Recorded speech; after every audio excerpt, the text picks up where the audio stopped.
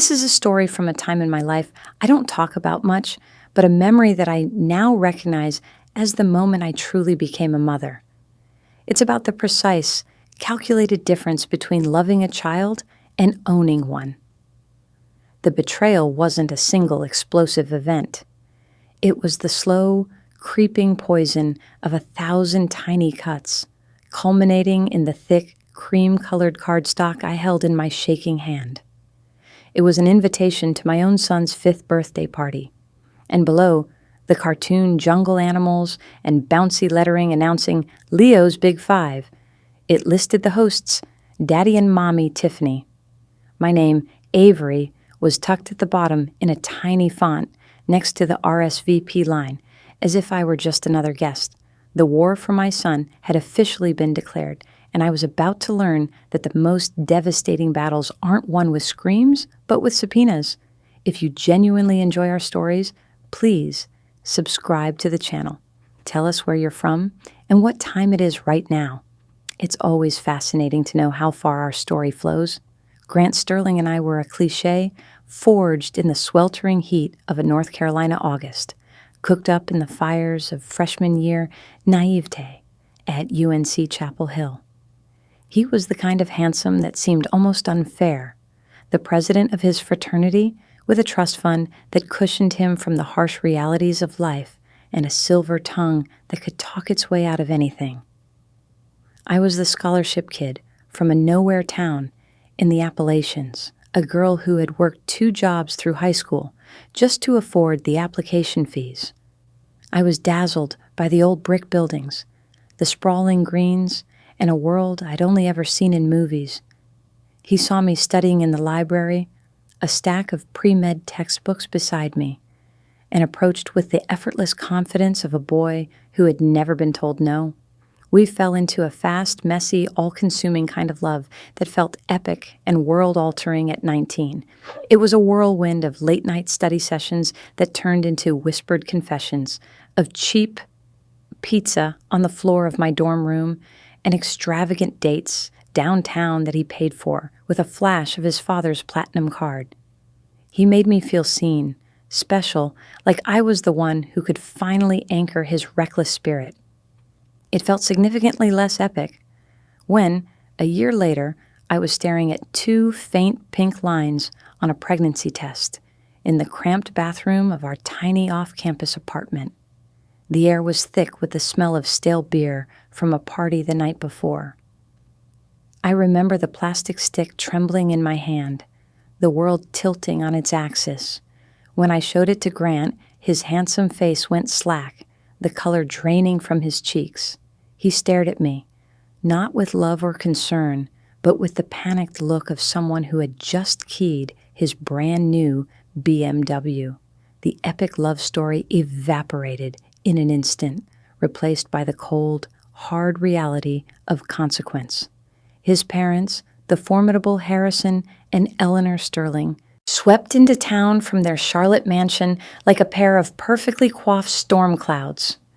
They were titans of banking and real estate, people for whom every problem had a price tag. They sat me down in a sterile conference room at a law firm that smelled of lemon polish and old money. They didn't ask me what I wanted. They told me how it was going to be. Their team of lawyers had already drafted a co-parenting agreement, a document thicker than my organic chemistry textbook. It felt less like a plan for raising a child and more like a corporate merger designed for a hostile takeover. It was dense, intimidating, and skewed so heavily in their favor, it was practically vertical. It stipulated Grant's weekend custody, gave him final say in all major decisions regarding education and healthcare, and was backstopped by the implicit, terrifying threat of their bottomless legal resources. I was 20 years old, pregnant, terrified, and utterly alone. My own parents, good people with their own struggles back home, couldn't offer more than tearful phone calls and prayers. So, with the Sterling's lawyer watching me with the predatory stillness of a hawk, I signed my name. I signed away my power, my voice, and a piece of my future I didn't even understand yet. For the next 4 years, I made it work. That was my mantra. I dropped out of my pre-med program, the dream of becoming a doctor. Turning to dust in my hands, I switched to online classes in medical billing and coding, something I could do between 1 and 4 in the morning. After finally rocking our son, Leo, to sleep, I worked 2 jobs. I waitressed at a diner near campus, my feet aching until they were numb, smiling at strangers while my heart felt like a lead weight in my chest. Then I'd come home, kiss Leo's sleeping head, and do freelance data entry until my eyes burned from the screen's glare. My world became incredibly small. It smelled of baby powder, spit up, and microwave dinners for one. But it was anchored by the gravitational pull of Leo's toothy grin, the warmth of his small body curled against mine. He was my sun, my moon, my entire universe. Grant, meanwhile, graduated with a business degree he barely earned, drifted through a few token jobs his father arranged for him, and continued to live the life of a carefree single man, only now with a convenient, adorable accessory for weekend photo opportunities. Then came Tiffany. She didn't just enter Grant's life, she annexed it. She slithered in on a wave of professionally whitened teeth, Balenciaga bags, and a perfectly curated Instagram feed. She was a lifestyle influencer, a profession that, as far as I could tell, involved taking artfully lit photos of expensive lattes and writing captions full of meaningless platitudes about living your truth and good vibes only. She was everything I wasn't, polished, wealthy, connected, and completely unburdened by the messy realities of motherhood. From our very first meeting, she treated me not as Leo's mother, but as the inconvenient, slightly shabby prequel to her perfect new money story. "Oh, you must be Avery," she'd said, her eyes doing a quick, dismissive scan of my jeans and worn-out sneakers. She called me Han and Sweetie in a voice that dripped with condescension, a verbal pat on the head for the little woman who'd had the poor taste to get pregnant before Grant was ready to settle down. She'd suggest parenting tips she'd read on some mommy blog, subtly implying my own methods, born from sleepless nights and instinct, were archaic or actively harmful. "Are you sure you should be letting him have that much screen time, hun? I read an article that it can affect brain development."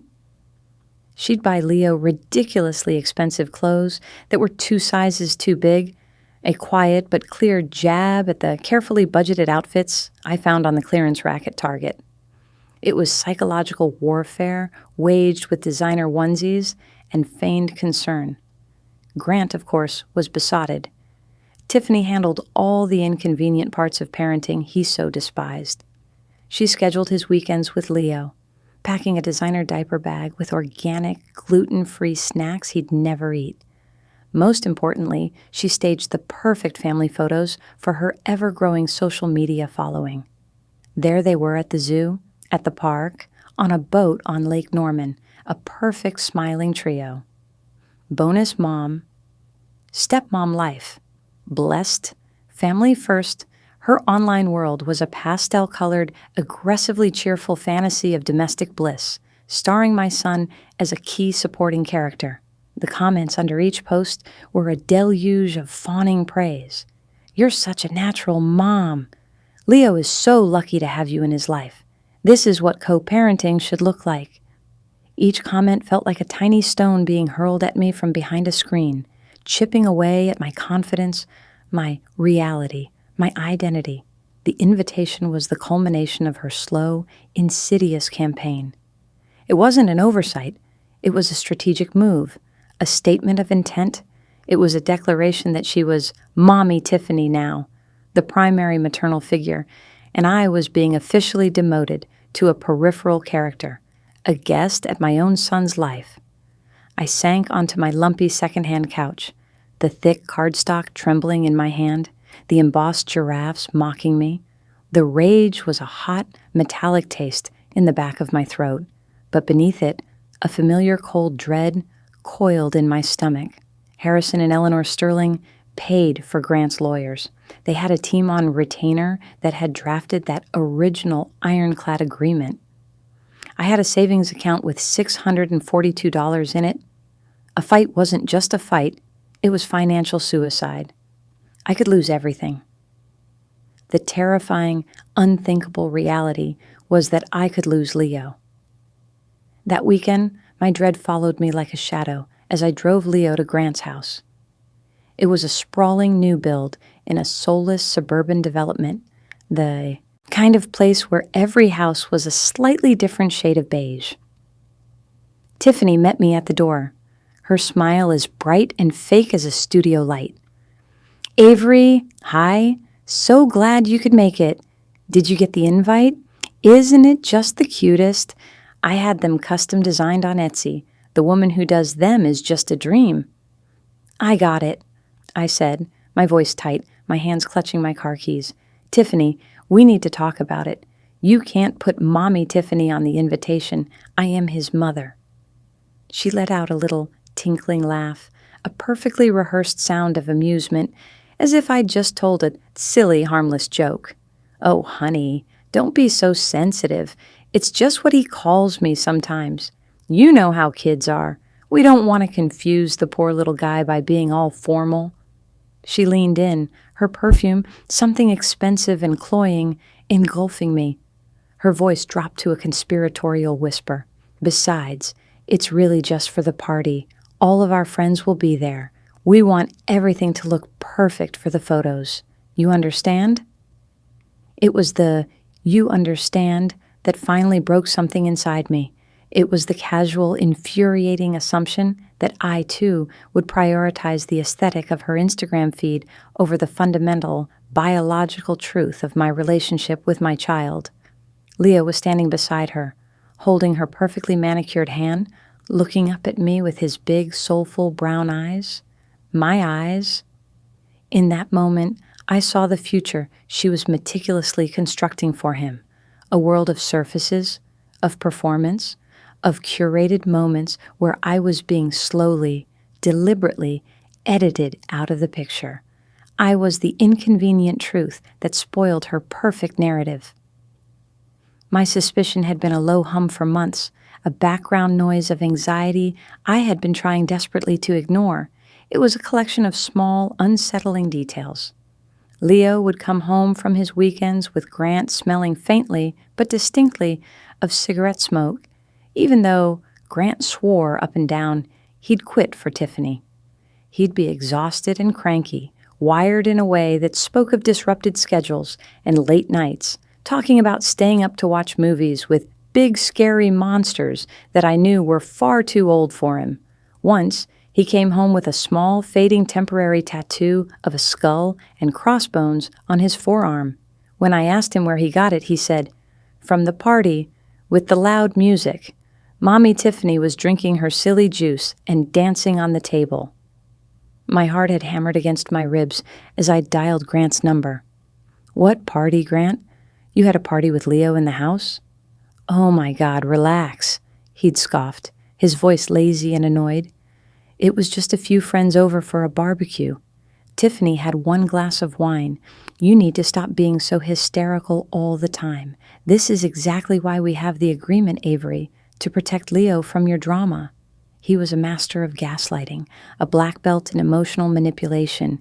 He'd twist my valid, maternal concerns into evidence of my instability. Hysterical, jealous, controlling, dramatic. He wielded these words like weapons, and for 4 long years, they'd found their mark. They made me doubt my own intuition, question my own reality. But the invitation, combined with Tiffany's dismissive, pitying smile, had sharpened my fear into a fine, sharp point. This wasn't just about disrespect anymore. This was about my son's safety and well-being. The turning point, the moment my simmering resolve hardened from a flimsy wish into unbendable steel, came 2 weeks before the party. It was a Sunday evening. Leo came home from his weekend visit unusually quiet and withdrawn. He was picking at his dinner, pushing his dinosaur-shaped chicken nuggets around his plate instead of gobbling them up. "What's wrong, sweet pea?" I asked, stroking his hair, my heart doing a slow, nervous tumble. "Did you have a good time with Daddy?" He shrugged, his little shoulders slumping. "It was okay. Daddy was sleeping." "He was sleeping the whole time?" "Uh-huh. Him and Mommy Tiffany were real tired from the night before. They had a big party for their friends. I had to stay with Chandra." Chandra. The name sparked a flicker of recognition. I'd seen her tagged in Tiffany's Instagram posts.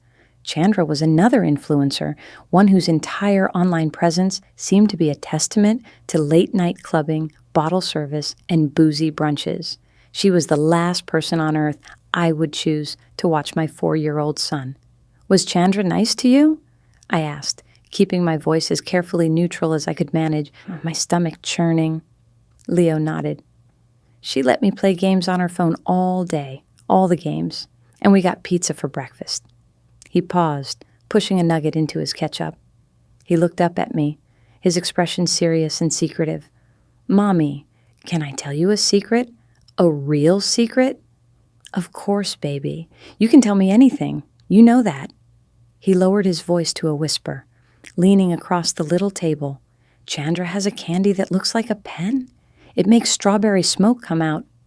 She let me hold it, but she said not to tell you or Mommy Tiffany." The blood drained from my face, a cold, sickening rush. A vape pen. He was talking about a vape pen. The image flooded my mind. My small, curious son. His little hand holding a sleek, chemical-filled device, breathing in that sickly sweet, poisonous cloud. A wave of nausea, hot and acidic, rose in my throat. I wanted to scream. I wanted to drive over there and tear them all apart with my bare hands. This was it. This was the line they had finally crossed. Grant's casual neglect and Tiffany's selfish obsession with her social life had put my son in active danger. The power they held over me, the sterling money, the army of lawyers, their smug, unshakable confidence. It all suddenly seemed irrelevant. A mother protecting her child is a force of nature, and a Category 5. Hurricane was brewing inside of me. That night, after I tucked Leo into bed, reading him "Goodnight Moon" twice to soothe my own racing heart, I didn't cry.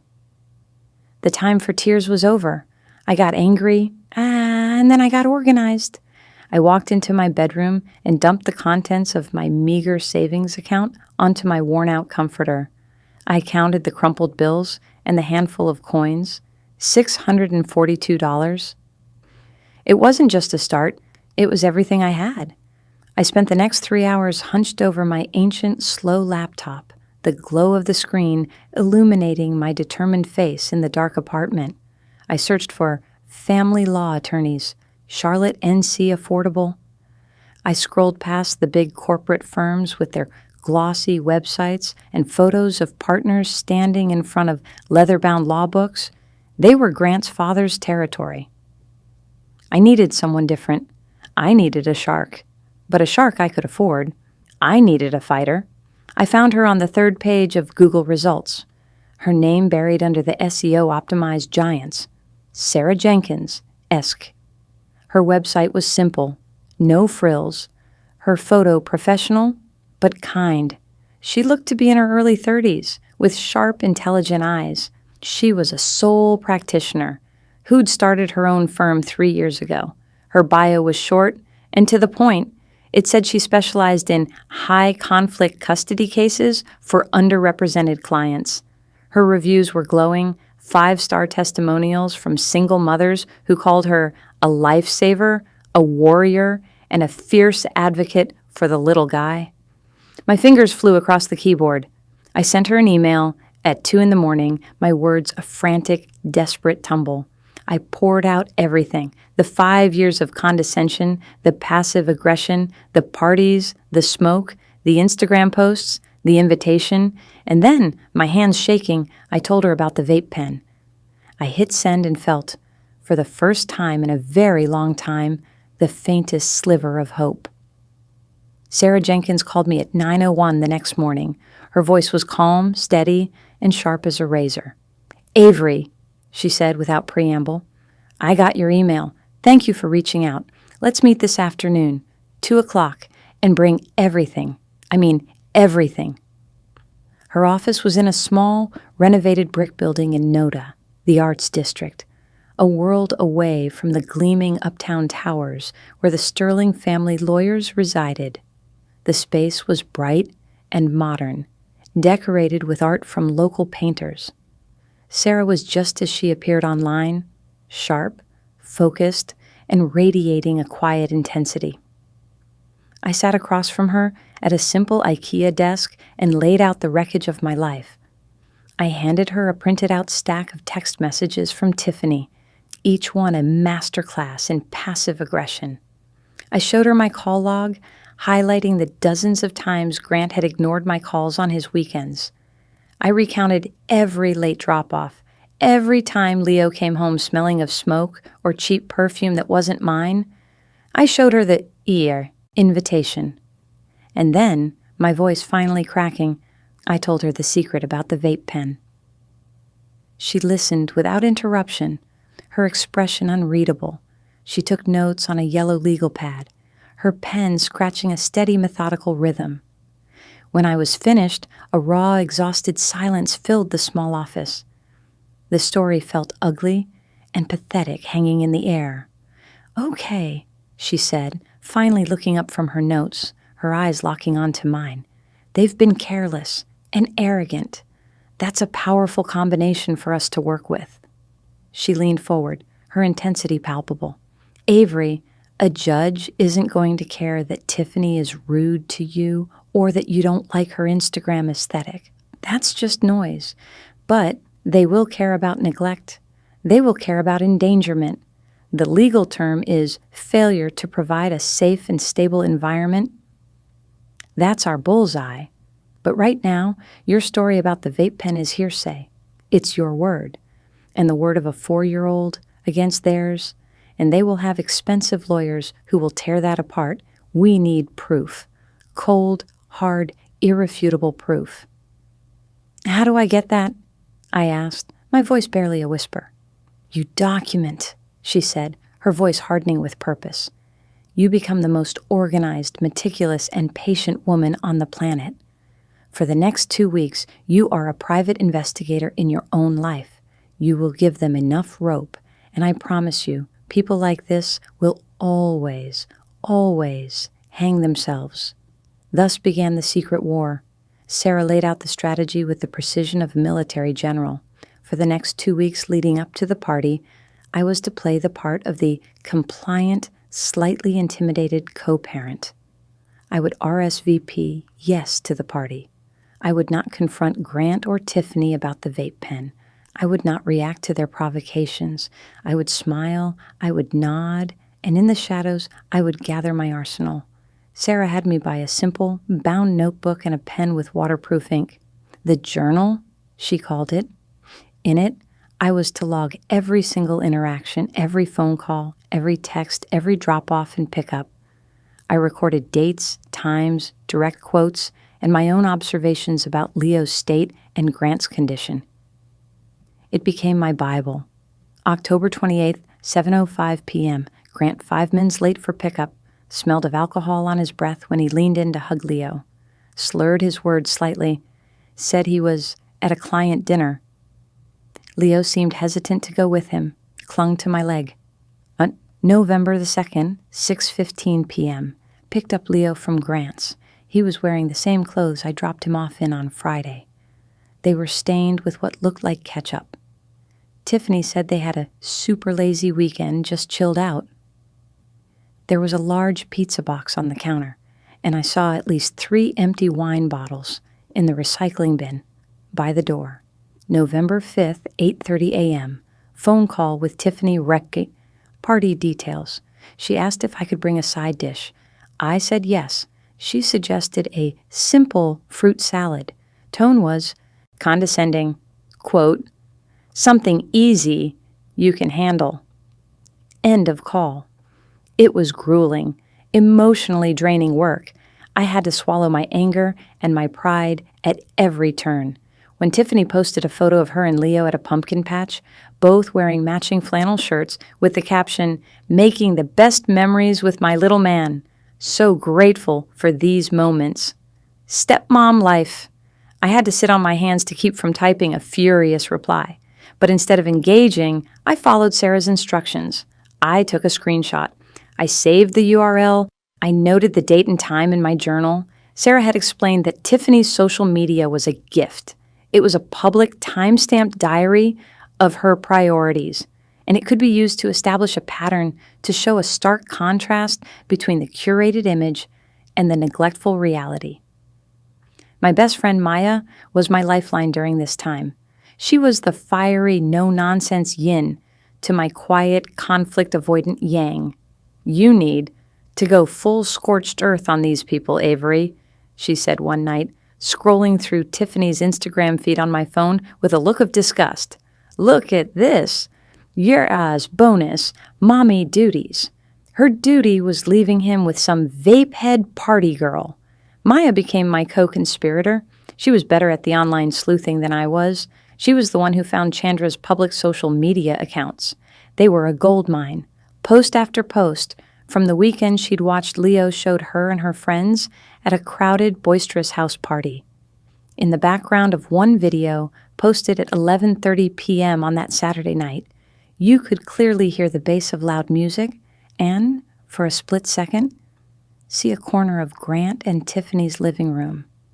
We had time-stamped photographic proof that they had lied about their quiet weekend.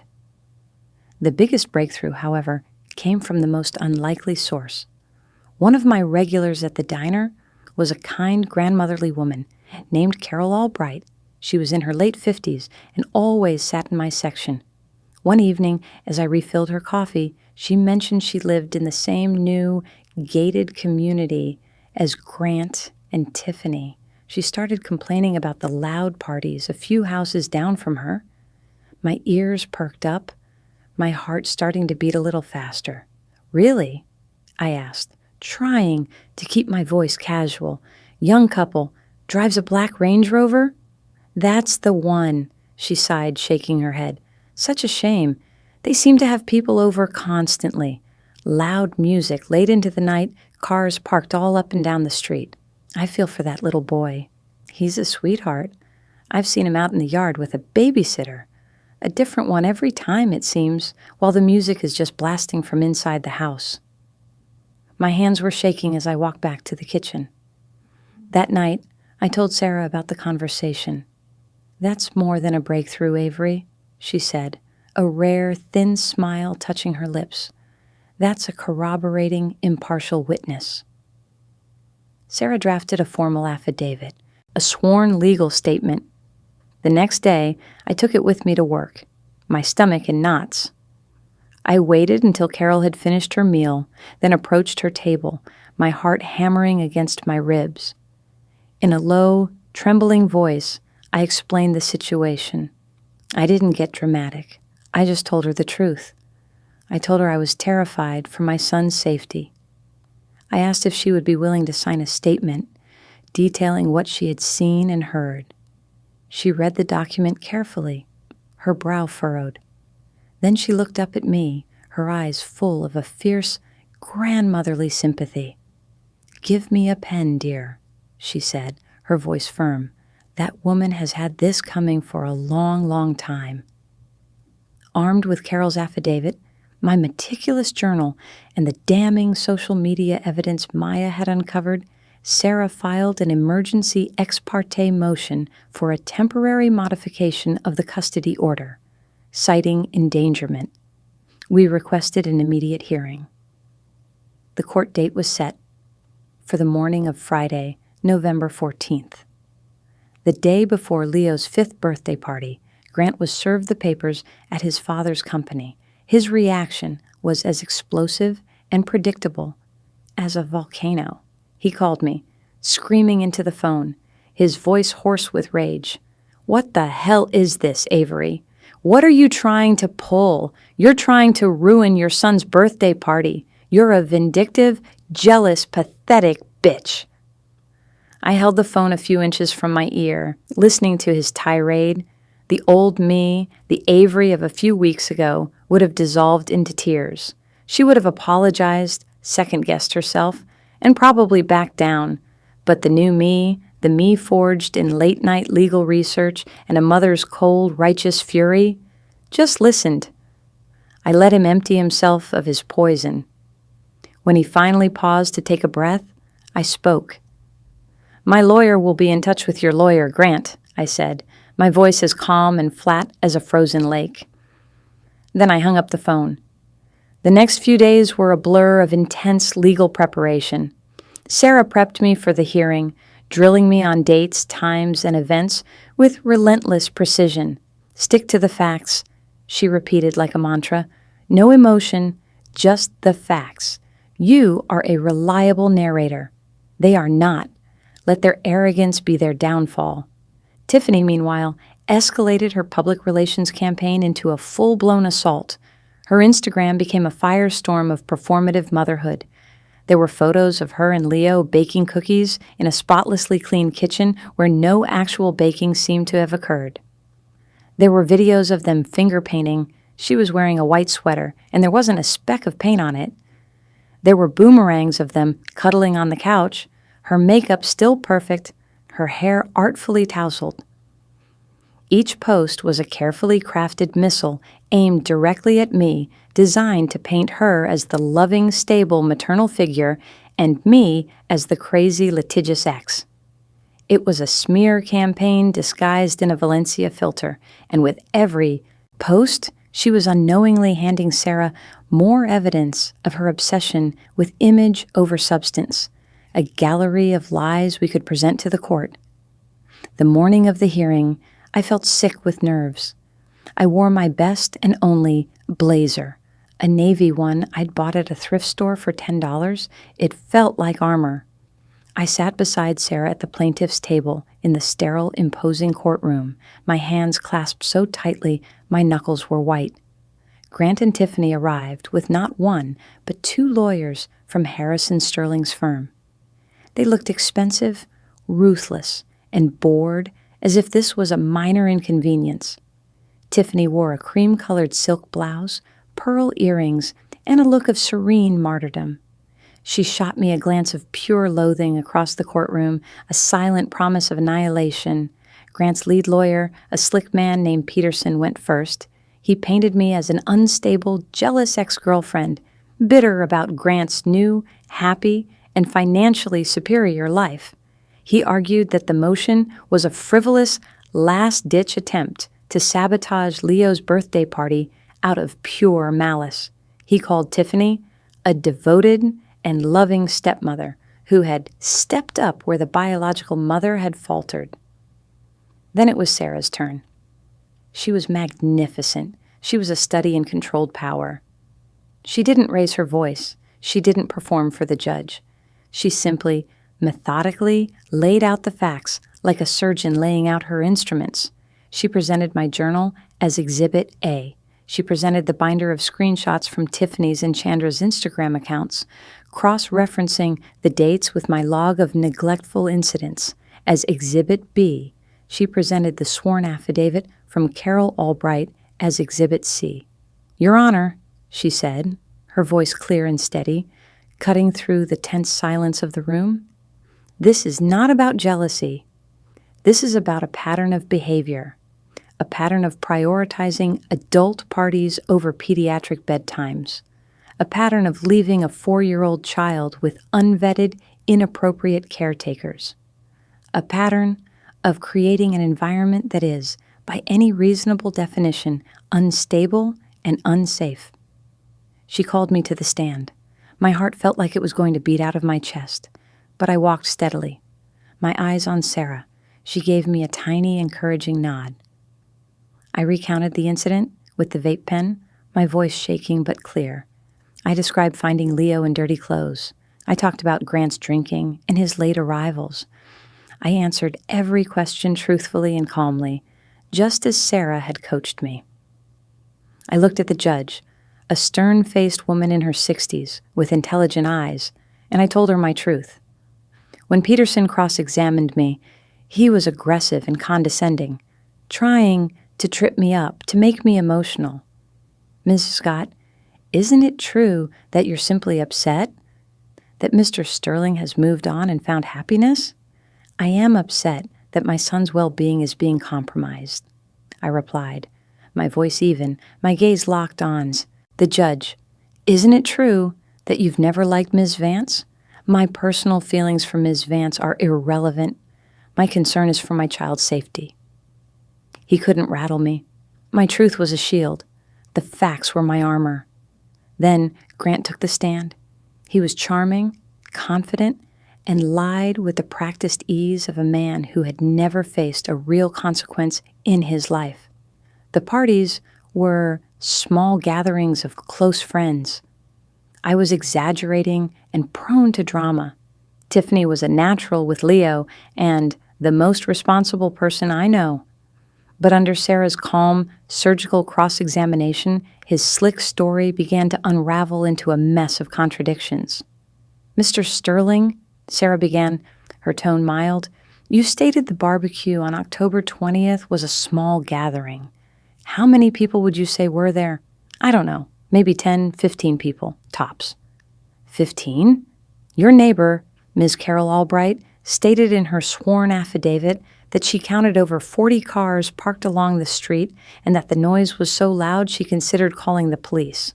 Is her sworn testimony incorrect? Grant stammered, his face flushing. Well, maybe it was more. I don't recall exactly. I wasn't counting.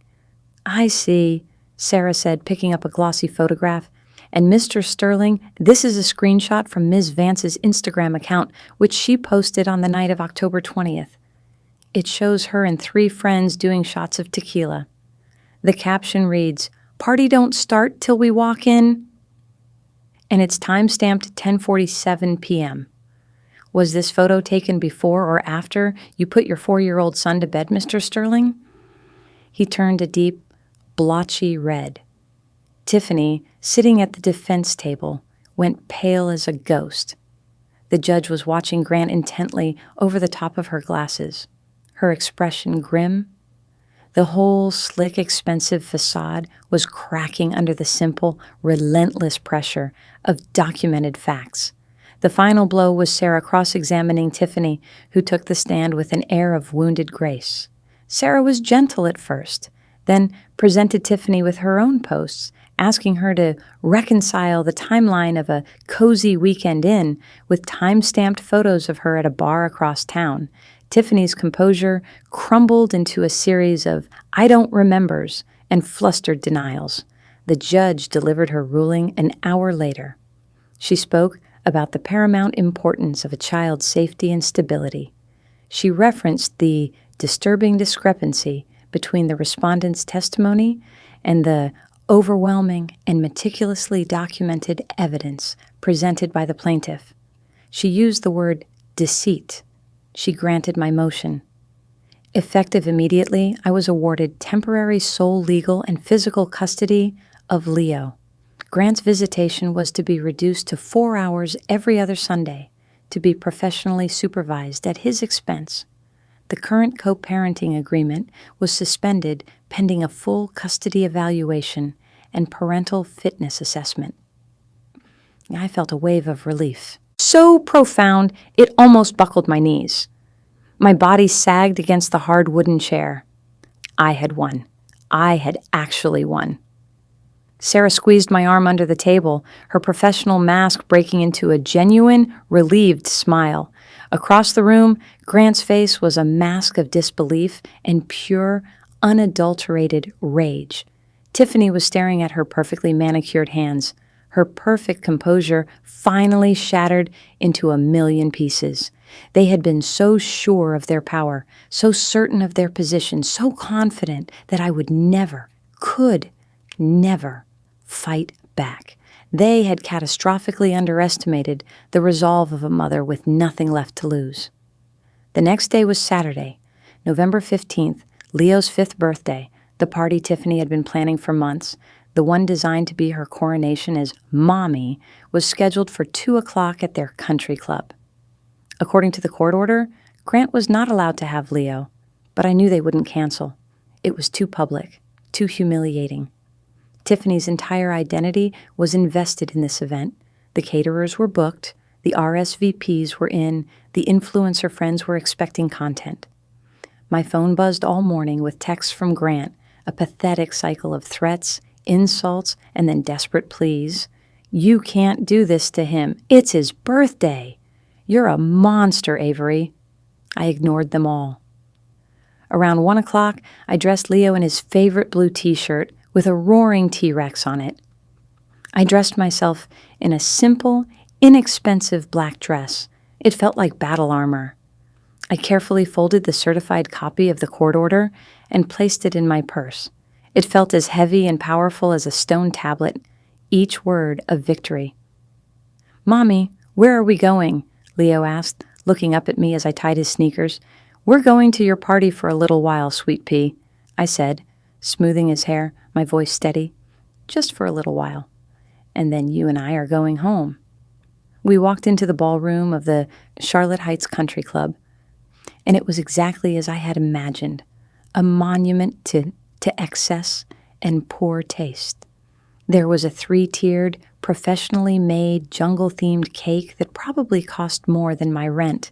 There was a balloon arch that must have cost a fortune, a hired magician setting up his props on a small stage, and a sea of pastel-clad parents sipping champagne and making small talk. The air was thick with the scent of money and entitlement. Tiffany, wearing a frilly, buttercup yellow dress that was far too young for her, was holding court near the cake table, a fixed, brittle smile plastered on her face. Grant stood beside her like a thundercloud, his jaw tight, his eyes scanning the room with frantic energy. When they saw me walk in, holding Leo's hand, a hush fell over their immediate circle. Tiffany's smile faltered for a fraction of a second, a tiny crack in the veneer, before she recalibrated and rushed toward us, her arms outstretched. "There's my birthday boy," she chirped, her voice artificially high and loud enough for everyone to hear. She knelt down to hug Leo, who shrank back slightly, and shot me a triumphant, hateful look over his shoulder. "We were so worried. Daddy was just about to come and get you. We thought you were running late." "There was no need," I said, my voice quiet but firm, refusing to engage in the drama. "We're here." For the next hour, I endured the party. It was a masterclass in social awkwardness. I watched Leo, who seemed overwhelmed by the noise and the sheer number of strangers, tentatively play with the other children. I politely deflected the curious stares and whispered questions from the other parents who could clearly sense the tension. I watched Tiffany flit around the room, a camera phone in one hand, posing for photos, her hand always possessively on Leo's shoulder or head. She was performing the role of her life, the devoted, loving stepmother, and this party was her grand stage. Finally, the moment came. Tiffany tapped a champagne flute with a fork, the clear chime cutting through the chatter.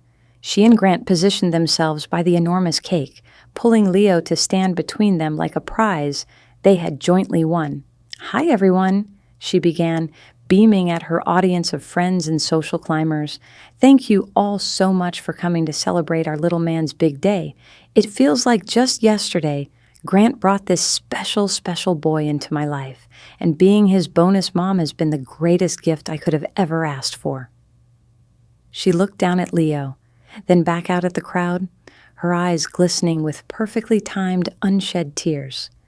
It truly takes a village to raise a child, and I'm just so blessed to be a part of his.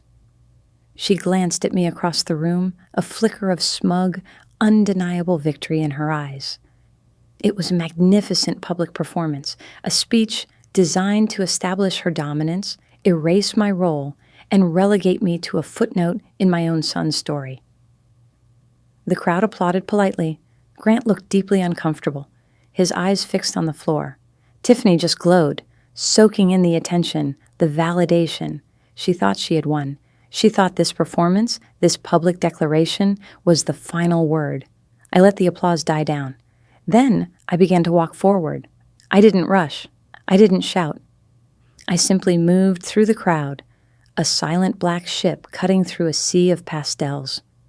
A path seemed to clear for me. The whispers followed in my wake. I stopped directly in front of them, in the space between them and their audience. I reached into my purse and took out the folded court order. Tiffany's smile froze on her face. Grant's face went from ashen to the color of spoiled milk. I didn't address the crowd. I didn't address her. I looked directly at Grant, the man who had underestimated me, dismissed me, belittled me, and gaslighted me for 5 long years. "Grant," I said, my voice perfectly level. It carried in the sudden, absolute silence of the room. I held out the papers. "This is for you. The court finalized it yesterday morning. Leo will be coming home with me now, and he'll be staying with me." Grant stared at the document as if it were a venomous snake. He didn't take it. His hands were trembling by his sides. Tiffany's face had crumpled into a mask of horrified confusion. What is that?" she whispered, her voice losing its sugary coating, turning thin and reedy. "It's a court order," I said, my gaze still locked on Grant, "granting me temporary sole physical and legal custody. Your supervised visit is next Sunday. My lawyer will be in touch to arrange the supervisor." A wave of murmurs, then outright gasps, rippled through the room. People were staring, their champagne flutes frozen halfway to their lips. The public spectacle Tiffany had so carefully engineered had just become her stage for ultimate, irrefutable humiliation. All her performance, all her Juan bonus mom hashtags, all her carefully crafted lies were annihilated by the quiet, undeniable power of the law, served up in front of everyone she had been so desperate to impress. I didn't wait for a reaction. I had said what I came to say. I turned to my son, who was looking up at me with wide, confused eyes. I knelt down so I was at his level. "Leo, honey, it's time to go." He looked from my face to Grant's, then to Tiffany's crumbling expression. But he trusted me. He always trusted me. He put his small, warm hand in mine without a single word. I stood up and led him away from the cake, away from the magician and the mountain of expensive gifts. As we walked toward the grand ballroom doors, I could feel every eye in the room on my back. I didn't look back. I didn't need to. The sound of Tiffany's first choked, ugly sob was all the confirmation I needed. She hadn't been defeated by anger or drama or a screaming match. She had been defeated by the truth, delivered calmly and publicly in the very arena she had built to destroy me. We stepped out of the country club into the crisp, clean November air. The muffled sound of the disastrous party faded behind us. In the car, I buckled Leo into his car seat, my hands steady for the first time in what felt like an eternity. He was quiet for a moment, watching the manicured lawns and oversized houses slide past the window. "Mommy," he said, his little voice soft, "can we have our own party with a pizza and no big music?" A tear, hot and cleansing, finally slid down my cheek. It wasn't a tear of sadness, but of profound, bone-deep relief. "Yeah, baby," I whispered, my voice thick with emotion as I started the car. "We can have any kind of party you want." I glanced at the passenger seat where the court order lay, a simple stack of papers that had cost me every ounce of my courage and every dollar I had in the world. It wasn't a trophy. It was a shield. Grant and Tiffany had never been fighting for a child. They had been fighting for an accessory, a prop to complete the picture of their perfect life. They didn't lose because I was cruel or vengeful. They lost because, when it came down to it, they simply didn't love him enough to protect him. And I loved him enough to burn down their whole curated world to keep him safe. As we drove home toward our small, safe world of pizza parties and bedtime stories, I knew I hadn't just won custody. I had won his childhood back for him. And in the process, I had finally truly found myself. The end.